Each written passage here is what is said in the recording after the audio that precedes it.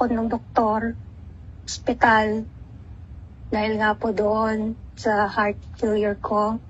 Until 2017, na-diagnose ako ng congestive heart failure naman. And then, noong 2018, doon na ako na sabihan na meron akong kidney failure. So, ayun. Yung pinaka-worst ko po is netong June 25 na ospital po ako. Tapos doon na nga po nila binanggit sa akin na yung kidney failure ko daw po is naging stage 5 na, which is yung pinaka-end stage, critical na po talaga. So, at that time,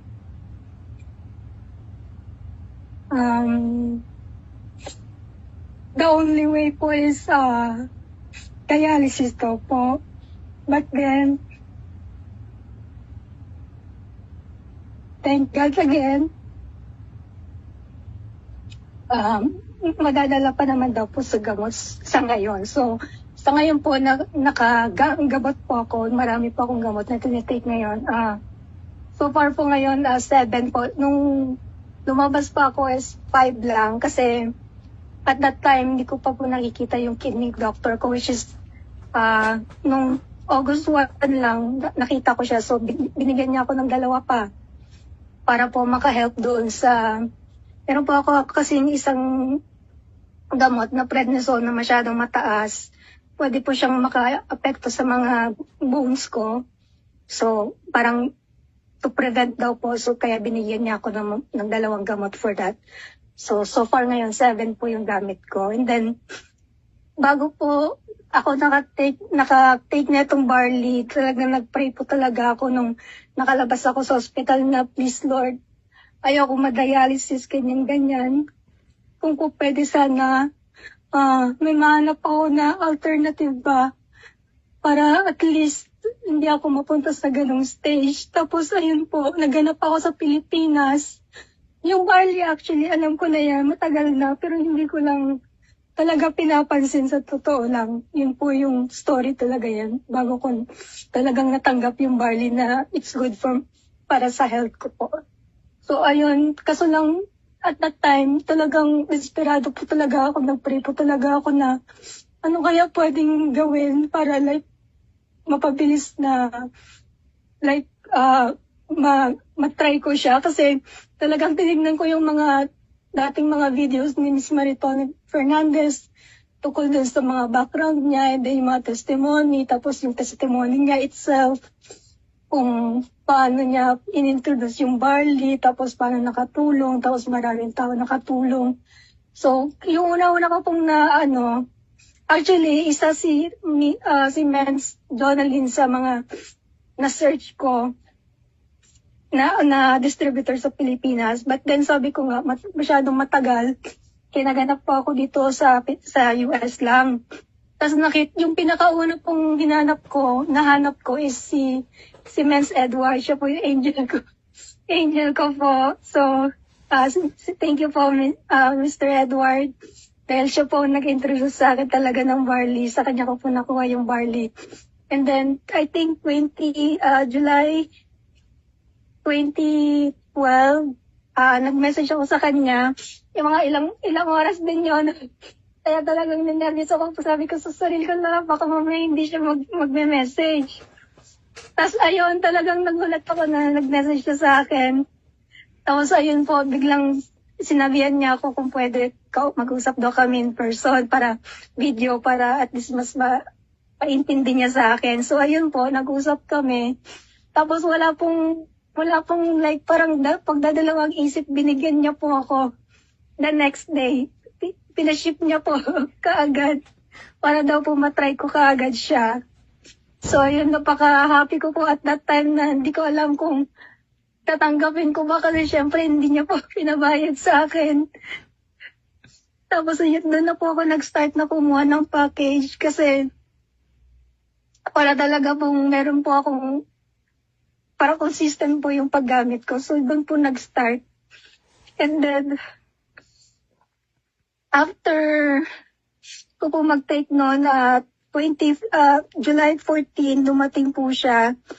I think 13 dumating. Tapos sabi niya, nung kinagabihan nun, pwede ko na daw po i-take. So tinake ko po until after few days, nakaramdam na ako ng pagkakaiba sa katawan ko. Yung dati na hindi ako masyadong makalakad kasi sobrang manas po kasi ng buong katawan ko. Kasi buo, nung na-discharge ako sa hospital nung July 5. So simula po July 5, naghanap ako ng alternative, which is nung 12 ko nahanap yung barley. So nung 13, nag-start ako, nag-take.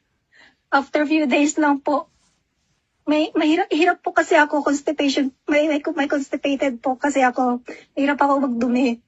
After few days lang, I think 2 or 3 days, ang dami pong lumabas na dumi ko.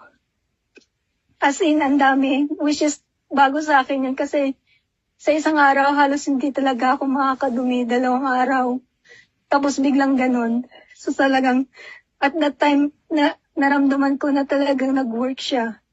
And then after 1 week po, after few days, yung pagmamanas ko, buong katawan, bigla na lang nawala hanggang sa legs na lang siya. Up to now, hanggang legs na lang siya.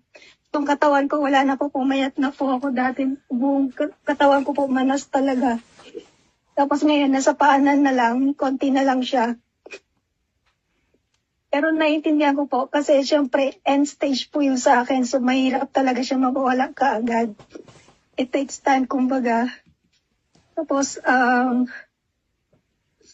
after 1 week, bumaba po yung blood pressure ko, which is throughout, nung na-discharge ako nung 5, halos pumapalo lagi ng 200 something, over 100 something.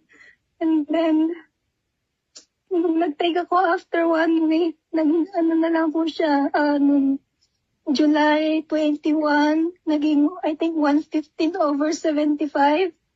And then, after nun, naging 124 over 83. July 23, naging 133 over 89. Tapos, nung 4 po, kahapon, 135 over 83 po. Talagang malaki po yung na din sa BP ko na iba din po. Kasi binibigyan din kasi nila ako ng maraming pang BP kasi sobrang taas po talaga na medications for the BP. Kaya ayun, talagang sobrang naka-help din po talaga yung barley para doon. And then yung pinaka-miracle po talaga nangyari is nung August 1 po, nung nakita ko yung kidney doctor ko, which is sabi niya, nung lumabas na ako ng hospital, I was 16% sa filtration ng kidney ko. But then, nung nakita niya yung blood work ko, naging 30% na po. Dumoble. Talagang disiplina po talaga, at saka sigad po talaga, at saka yung barley po talaga. Disiplina po talaga sa pagkain, tsaka sa barley, consistent, at saka pray lang po talaga. Nagagaling. Yun po yung naging journey ko po sa barley. Nga po ng dati, kunting lakad lang, mabilis akong hingalin ngayon. Nakakapaglakad na ako at least 30 minutes to an hour every day. May energy ako. Dati wala akong ganang kumain. Hindi ako masyadong nakaka-move around sa bahay, nakakagawa ng mga kung ano-ano kasi nga may anemic din po kasi ako. So, isa din po kasi yun sa lupus na naapektuhan. Kapag may lupus ka po, mababa po talaga hemoglobin mo. So, naka-help din po yung barley sa akin doon. Dahil doon sa iron ko po, medyo nagkaroon na po ako ng mga dugo-dugo kahit pa paano.